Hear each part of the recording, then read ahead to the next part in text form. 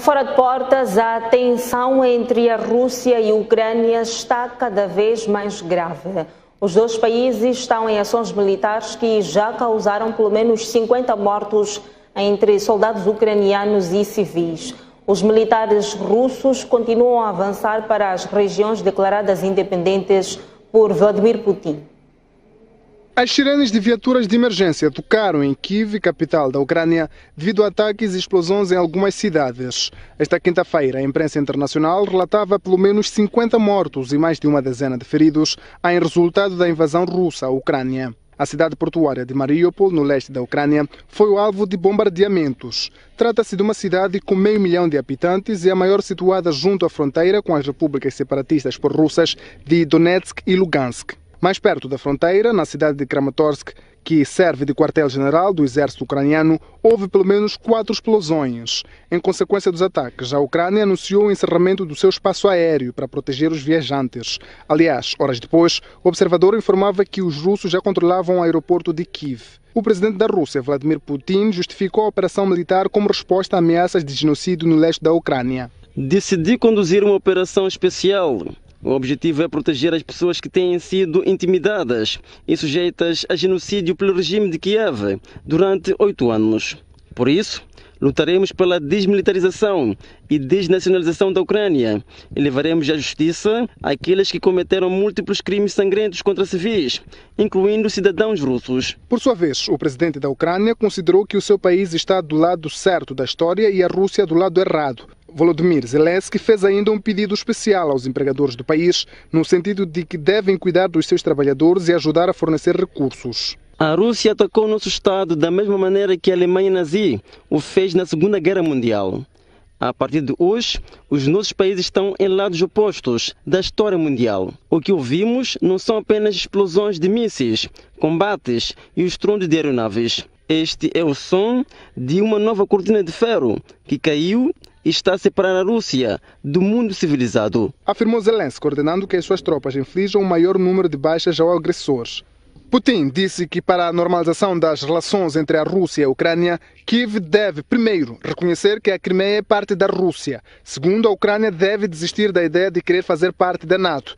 E terceiro, o Ocidente deve deixar de fornecer armas a Kiev.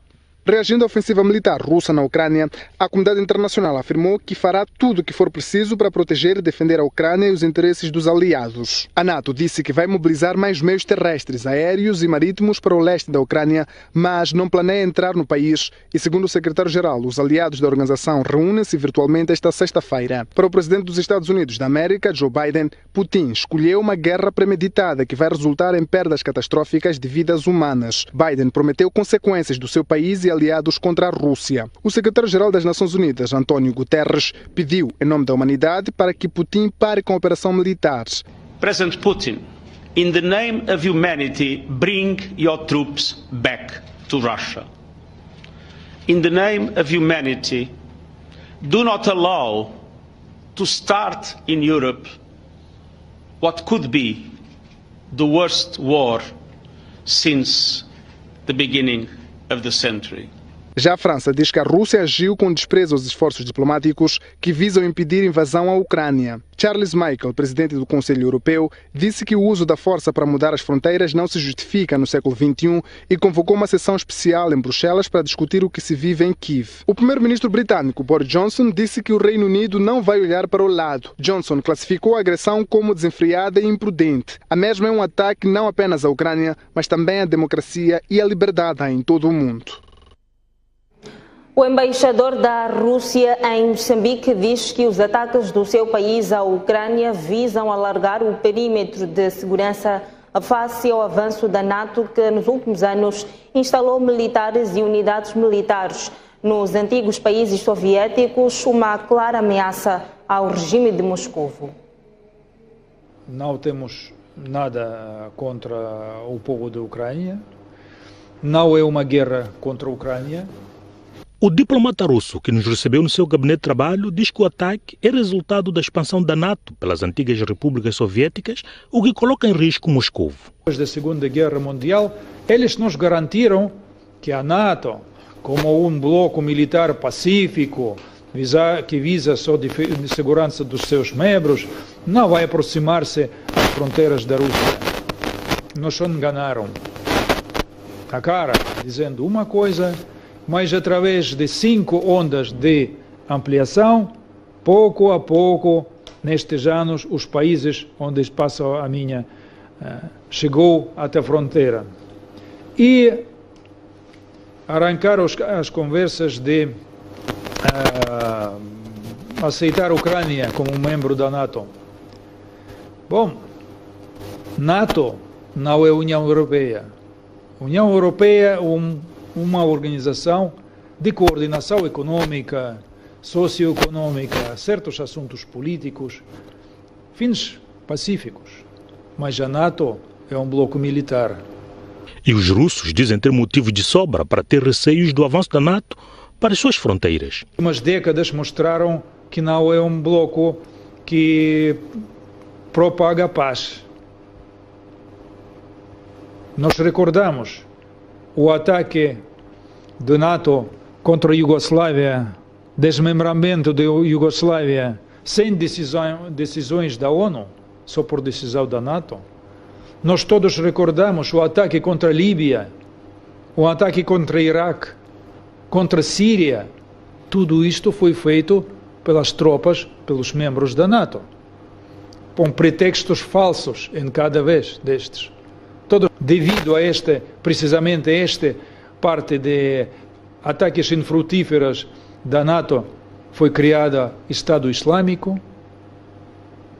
Depois seguiu a Líbia, onde este Estado Islâmico entrou de novo. A África do Norte está a sofrer agora toda esta instabilidade dos terroristas islâmicos.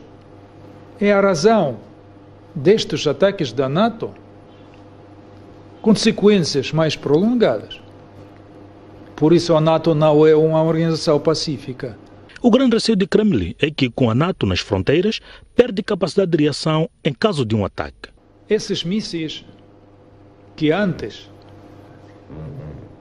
de propagação da NATO hacia as nossas fronteiras, tardavam meia hora ou 1 hora até chegar ao território russo, uma vez instalados aqui, poderiam tardar 15, 20 minutos até chegar ao nosso território.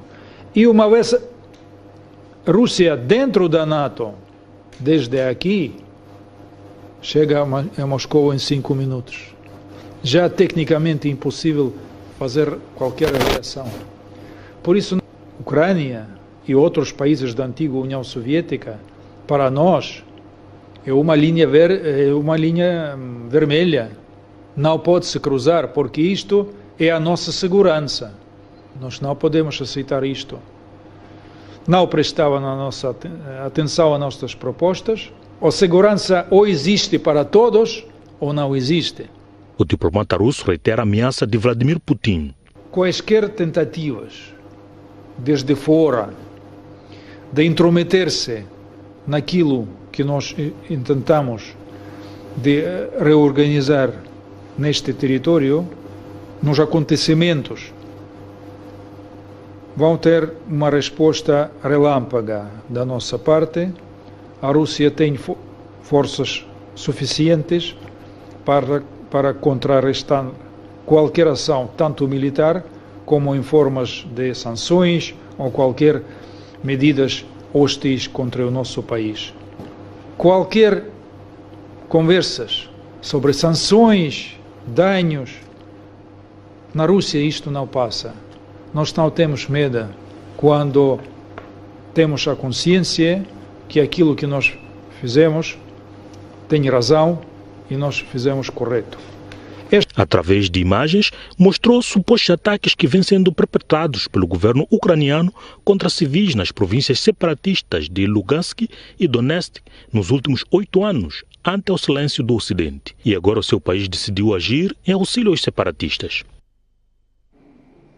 A invasão da Rússia à Ucrânia é um claro sinal de implementação da ideologia expansionista do presidente russo Vladimir Putin, quem o diz é o jornalista José Migalhas que trabalhou como correspondente internacional na Rússia. Já o analista de política internacional, José Matimulane, diz que a Rússia pretende apenas desmilitarizar a Ucrânia e enfraquecer a ameaça dos aliados.